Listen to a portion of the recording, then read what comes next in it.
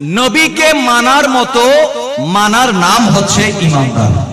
আমরা নবীকে মানার মতো মানি বিদায় আজ আমরা মিলাদে মুস্তাফার মাহফিল আয়োজন করেছি। আমরা যদি নবীকে মানার মতো না মানতাম তাইলে মিলাদে মুস্তাফার মাহফিল আয়োজন করতাম না। আবার যদি মাহফিলে মিলাদে মুস্তাফা আয়োজন করছি শুধু তাই নয়, আমরা মিলাদে মুস্তাফার পক্ষে অবস্থান নিয়েছি, কিন্তু এমন উম্মতে এজাবাদ আছে যেমন ওয়াহাবি, জামাতি, লামাযহাবি, এমন কিছু গ্রুপ আছে না আমাদের দেশে, এরাও কিন্তু উম্মত, কিন্তু তারা নবীকে মানার মতো মানে না। তারা কখনো বলে নবী গায়েব জানে না, তারা কখনো বলে নবী মরা, তারা কখনো বলে নবী সুপারিশ করতে, তারা কখনো বলে ওসিলা তালাশ করা, তারা কখনো বলে মিলাদে মুস্তাফা আয়োজন করা যাবে না। এভাবে উদ্ভট উদ্ভট বিভিন্ন ধরনের ফতোয়া ছুটতে থাকে, ঠিক না বেঠিক? কিন্তু আমরা যারা ওয়াফাদার উম্মতে মুহাম্মাদি, আমরা ফতোয়ার ধারি না। আজকাল এই ফতোয়াটা কিন্তু খুব মারাত্মক হয়ে গিয়েছে। ফতোয়া আজকাল চায়ের দোকানেও দেয়, চায়ের দোকানে। হযরতে আব্দুল্লাহ ইবনে মুবারক রাহিমাহুল্লাহ, তিনি কাজী কুযা ছিলেন। ইমামে আজম আবু হানিফা রাদিয়াল্লাহু তাআলা আনহুর শাগরিদ ছিলেন। ওনাকে জিজ্ঞেস করা হচ্ছে, হুজুর ইনসান কौन है? মানুষ কে? বলে আলেম। যিনি আলেম তিনি মানুষ। বলে হুজুর বাদশাহ কে? বলে যিনি পরহেজগার। যিনি পরহেজগার। বলে হুজুর বেওকুফ কে? বেওকুফ কে? বলে বেওকুফ তারা যারা দ্বীন ইসলামকে বিক্রি করে, দ্বীন ইসলামকে বিক্রি করে। এবার একটু পরে প্রশ্ন করা হচ্ছে, হুজুর আপনি আলেমকে শুধু মানুষ মনে করেন, যারা আলেম নয় তারা কি মানুষ নয়? বলে আমি তাদেরকে মানুষ মনে করি না। বলে কেন? বলে মানুষ আর জানোয়ারের মধ্যে একটা পার্থক্য আছে। মানুষকে এত বড় একটা মকাম দেওয়ার কারণ কি? আশরাফুল মাখলুকাত কেন বলা হয়েছে? তখন হযরত আব্দুল্লাহ ইবনে মুবারক বললেন, পশু পাখি জীব জন্তু যাহা কিছু আছে এদের কাছে এলেম দিয়েছে আল্লাহ পাক ইনসানকে। কাকে? ইনসানকে। হাতি বড় নাকি মানুষ বড়? ওট বড় নাকি মানুষ বড়? জিরাফ বড় নাকি মানুষ বড়?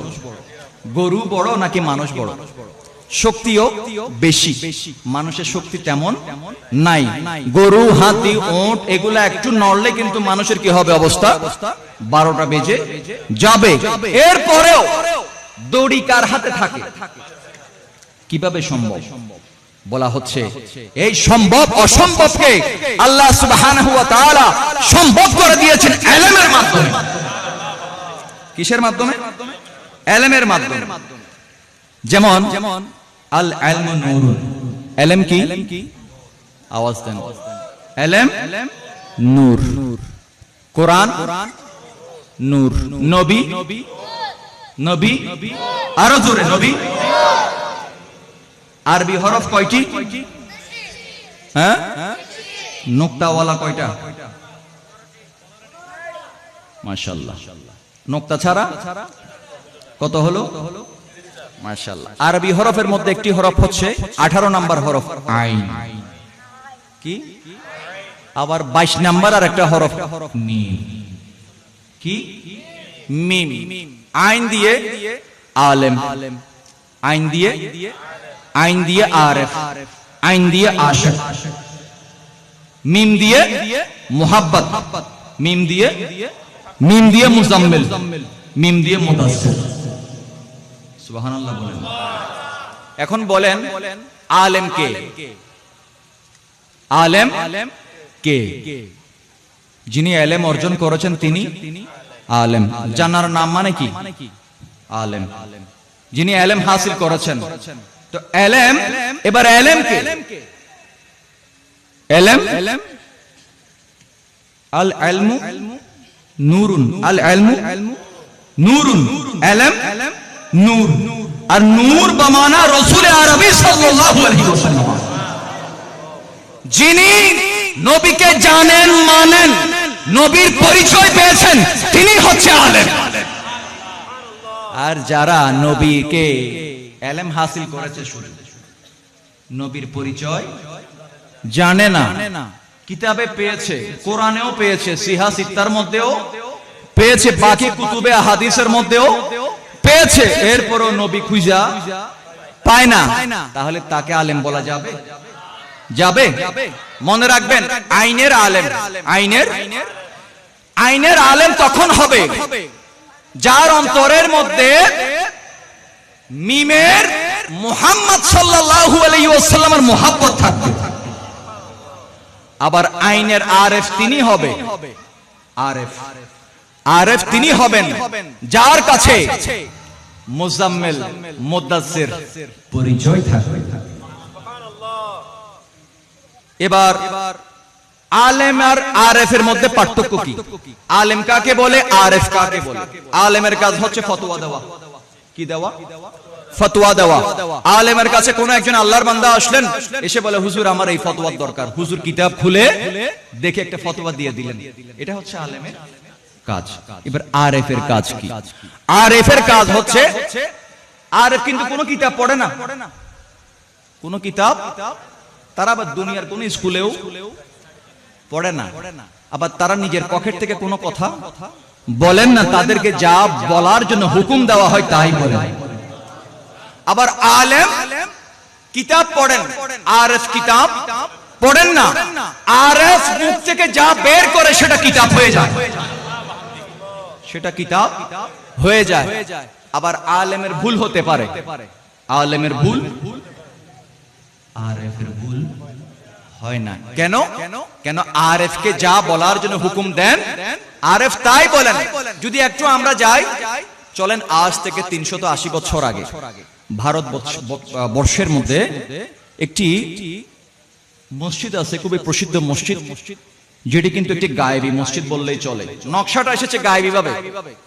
যে মসজিদ করেছেন সম্রাট শাহজাহান, দিল্লি জামে মসজিদ। এই জামে মসজিদের মধ্যে আজ থেকে 380 বছর আগে সর্বপ্রথম যিনি খতমে তারাবি চালু করেছেন তার নাম হচ্ছে বাদশাহ আলমগীর। বাদশাহ আলমগীর।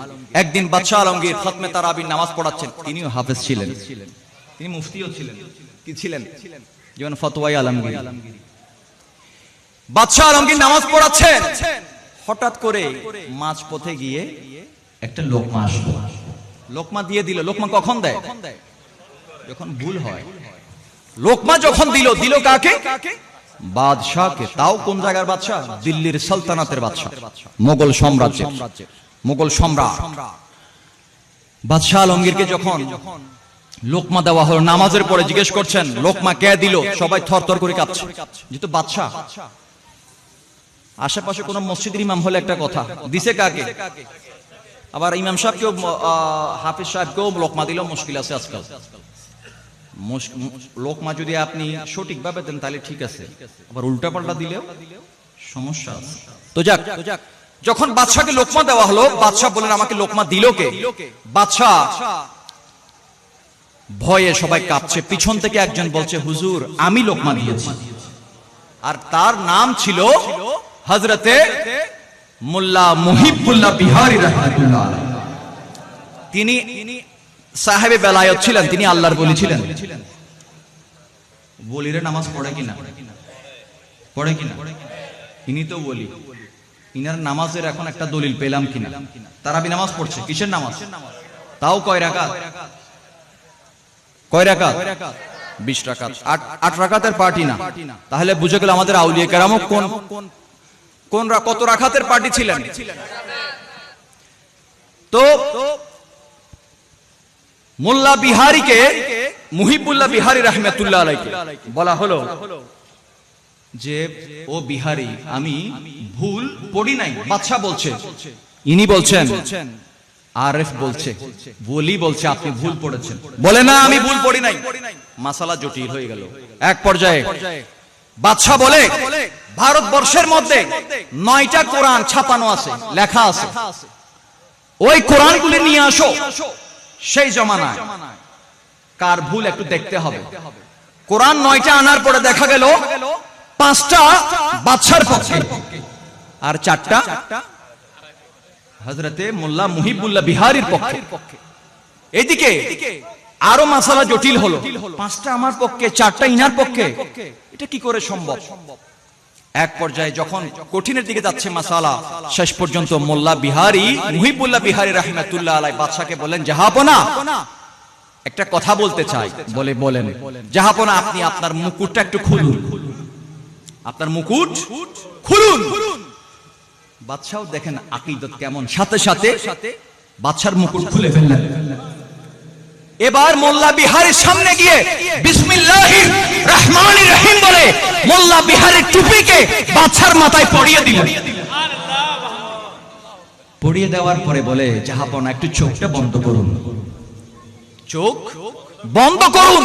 চোখ যখন বন্ধ করা হলো, বন্ধ যখন করলেন, বলে জাহাপনা কি দেখতে পাচ্ছেন? বলে আমি তো উপরের দিকে যাচ্ছি।